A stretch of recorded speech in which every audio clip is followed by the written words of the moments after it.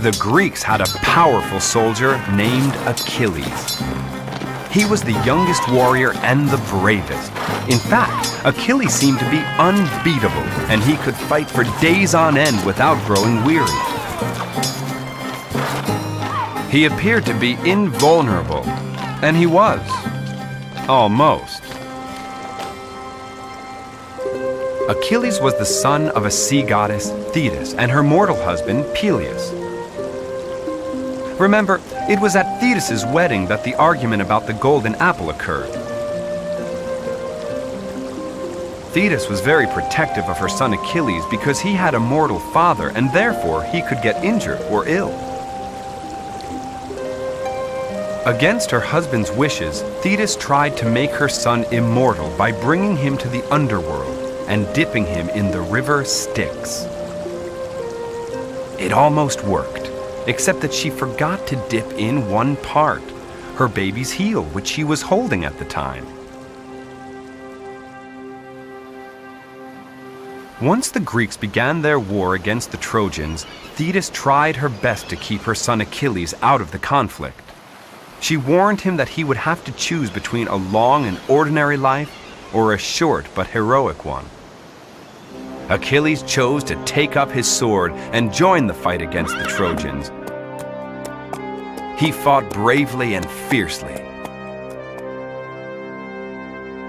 But Achilles was a bit of a hothead, and one day he got into an argument with King Agamemnon, the commander of the Greek army, who insulted him in front of his troops.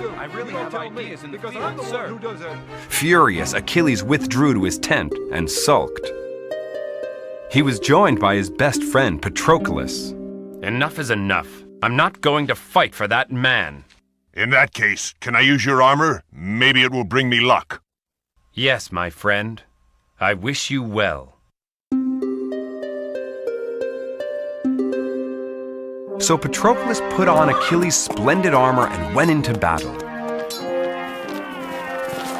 But he was no Achilles, and when Hector, the leader of the Trojan army, threw a spear at Patroclus, he was killed. Hector recognized Achilles' armor and took it for his own.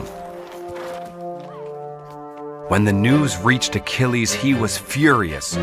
No! He vowed to avenge his friend's death by rejoining the fight and killing Hector.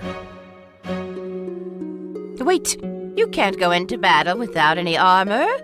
I will go to Mount Olympus and ask the blacksmith Hephaestus to make you a nice new shiny suit of armor. You can wait until tomorrow, can't you, dear? Yes, Mother. The next day, Achilles, in a magnificent new suit of armor, led a fierce attack against the Trojans. The sight of Achilles struck terror in the Trojan ranks, and many retreated behind the safety of the walled city of Troy. All the while, Achilles was looking for one man, Hector. He finally found him just outside the wall of the city, wearing Achilles' old armor. For the first time in the war, the two great champions met face to face. And the gods watched with interest because they knew that one of them must die. Come on, Achilles. Isn't he a fine boy? He'd never give a golden apple to Aphrodite. I, Apollo, proclaim Hector the better soldier. Achilles must die. No, it is Hector who must die. Never. Come on, Achilles. You are the greatest. Proclaim Hector the better soldier. Silence!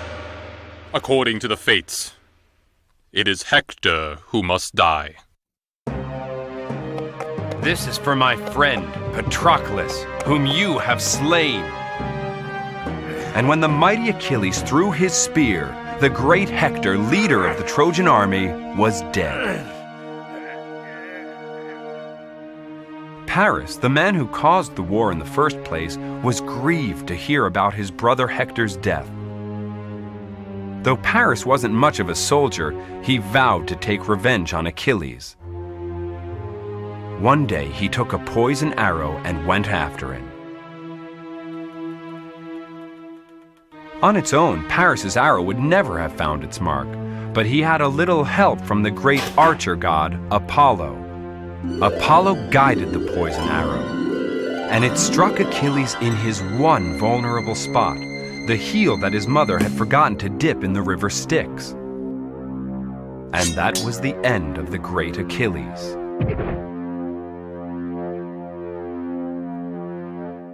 You may have heard the expression Achilles' heel. We use it nowadays to describe a person's weak spot or particular vulnerability. Still, to the ancient Greeks, Achilles represented bravery and strength. They saw him as a hero because instead of living a long and comfortable life of peace and quiet, he freely chose a brief but glorious life of action, adventure, and heroic deeds.